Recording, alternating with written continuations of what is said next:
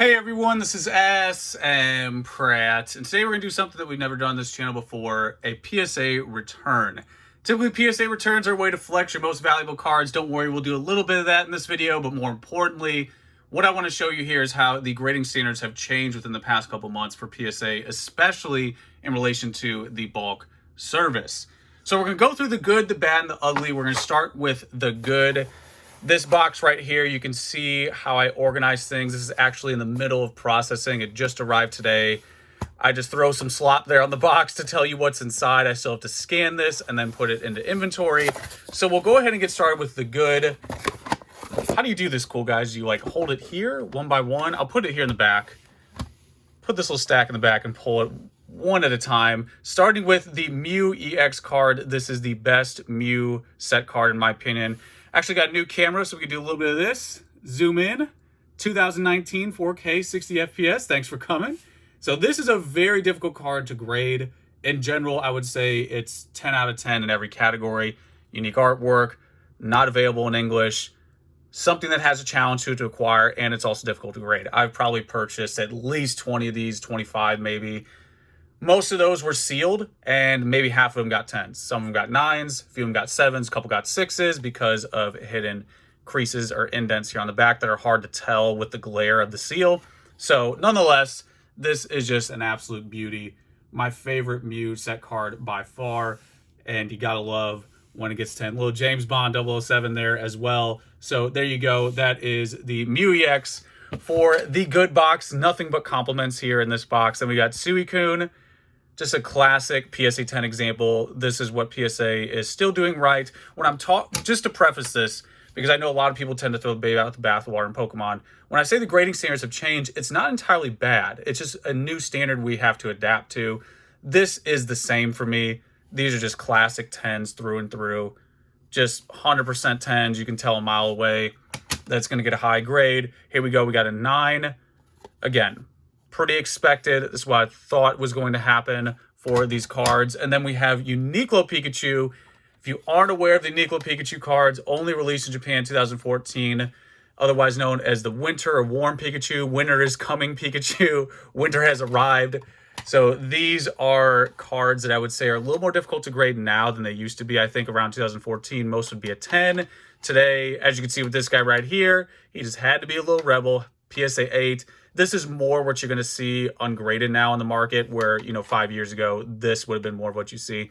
To give you some free Patreon information, I talked about this a couple months ago. I sold a set of these cards, PSA 10 complete, for $2,500. Very difficult to find now in gem mint condition. So there it is, Uniqlo set. Now, these are a great example. We got a lot of 2-for-1 action in this video. These are a great example of cards that really highlight how the grading standards change at PSA. So again, Japanese promo, exclusive Japan, do a little power zoom, flip it over. This is a card that would have probably got a 9 or a 10 before the change in grading. So these type of cards, that when I say new back Japanese, this is a new back, where an old back looks like this. Something like this, you can see even from this distance, that very subtle whitening right there. We don't even have to do the cool 2019 power zoom. You can see that whitening, where this one, very difficult to see any whitening at all.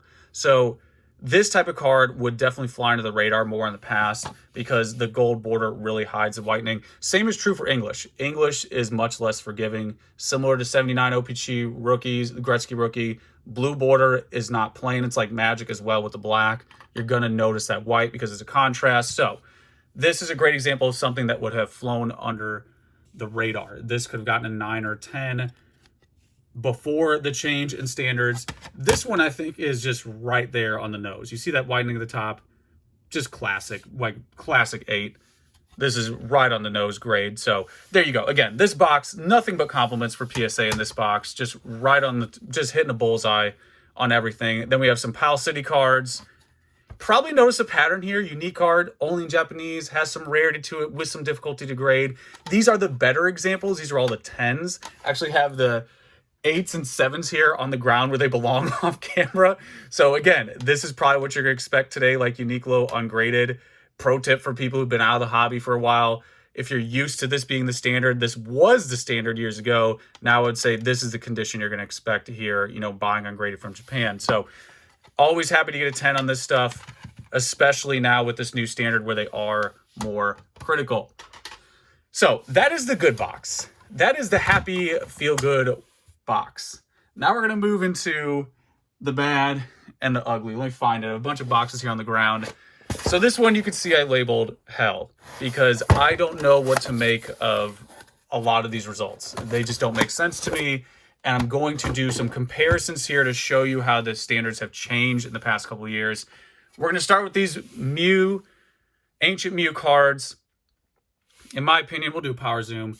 In my opinion, these cards look fine. I don't understand why they get docked so heavily. I have some 7s as well, where a 7 isn't a crease problem. That's usually a whitening problem. I don't understand why they get docked so hard. One of the things I wanted to talk about is the idea of grading fatigue. I think you get a low grade tax or a 9 tax, all relative to what you're sending in. So when I send in, let's say like 15 of these at once, there is that fatigue of looking at the same card over and over and over and over again. So you hyperanalyze it. And I think that's something that is much more relevant today for Pokemon. And it might not really be a factor of PSA changing. It might be more the hobby changing and that more people are submitting higher quantity now. You know, back in the day, like when I first started grading like 11 years ago, 12 years ago, I'd probably send in like 1 of these cards, 2 of these cards, where now I'm sending in like 15 Ancient Mews each time. So therefore, I think that's a new pattern that we're experiencing, is that fatigue where you get some of these cards where you look at it a little too long, maybe you misinterpret like that style in Ancient Mew. It has kind of a, you see a little texture there, it has kind of a textured foil to it. Maybe that gets misinterpreted sometimes as something that it isn't. I'm not sure. But again, this is a surprising feeling for me. Like I said, I've been doing this for 11, 12 years of PSA. This one, I'm like, okay, I don't know what to make of it. I don't see the crease. I don't know what it is. Now, this is going to be the real case study right here. We got, again, another 2 for 1. These all come in pairs in this video. 2 Meryl Pika Blue Coral cards that both got a 6. And the damage, the only damage I noticed, we'll go through this, clean on the front, little bit on the back. I think on one of these is a little bit more than the other. Okay, this one had a little baby whitening there on the bottom. This one I think had a little bit somewhere else. Yeah, right there. So both pretty clean cards. The one thing, let me try to, oh, there we go. So you see that at the top, you see that little lip right there at the top? That is indicative of every Coral card. So every Coral card is sealed, kind of like vending, if you're familiar with vending sheets. This is peeled just like a vending card. So therefore, it's going to naturally have that little lip. And that's the only damage I can notice here that, you know, puts it down to a 6. So if this is now being treated as damage, let me go through some already graded cards from official inventory. This is when it gets official, guys. When it gets the black writing right here, this is super official stuff now. It's been scanned and logged. So these are all PSA 9 Coral cards. Every single one of these are PSA 9s. And as you can see with this Nidoking, very difficult card to grade. See, that's some strong whitening there, but there's no other damage otherwise. Strong centering, everything else is fine. But more importantly, it has that lip. You see that at the top? There it is. And if anything, that's why you get that whitening, that peeling, is because you have that lip there at the top. Literally every single card in this stack, every single one has that lip. There it is again. You see the top left corner, a little bit there on the top right as well. Oh, perfect. Beautiful. Right there. You can see it all along the top. That is indicative of Coral cards. Now, this, in my opinion, is something that is a bit worrying, because if this is going to change the landscape of cards, this is how they were graded since 1998. You know, we're talking over 20 years now. This is how these cards are treated. Again, all mint cards, all of them have that same lip.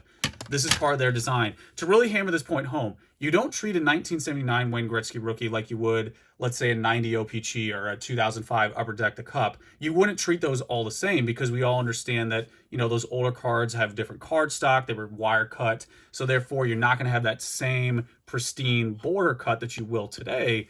And that has to be reinforced as well for Pokemon. You know, these Coral cards, this is their identity. They're going to have these lips. These are all mint through and through. They're going to have those lips. So this is going to be classic mint card all day.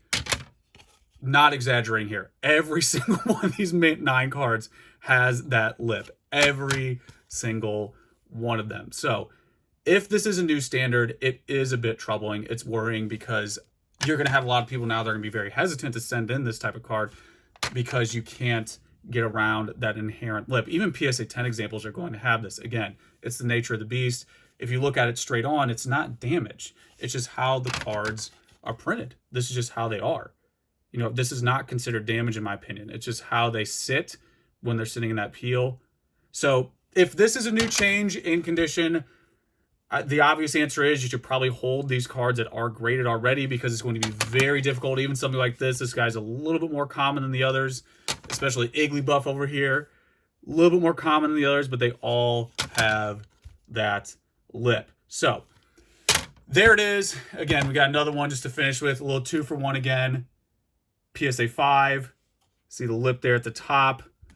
Don't worry, it has a twin brother as well, PSA 4. I think this one had significantly more damage on the back. That's why it got even... You see that right there at the top. Some on the bottom. Pretty significant damage. This is something where I'd be like, okay, if this didn't have any, you know, no creases or anything, definitely like a near mint copy, 6 to 7 copy right there. But again, it got a 4. So this is uncharted territory. We'll see how it, you know, how it goes moving forward. But I just want to put this video out there because, again, this is something that's new to me. I've been doing this 11, 12 years of PSA, you know, just to reinforce that this is what everyone's used to. We're all used to that little lip there at the top for the Koros. This is the first pattern I've experienced. If I see more, you know, I'll bring it to you guys. But that's what I have. There's my first PSA return, not the biggest flex. So let me know what you think. Hopefully this was useful. You guys know the deal. Let me know how you feel. Till next time.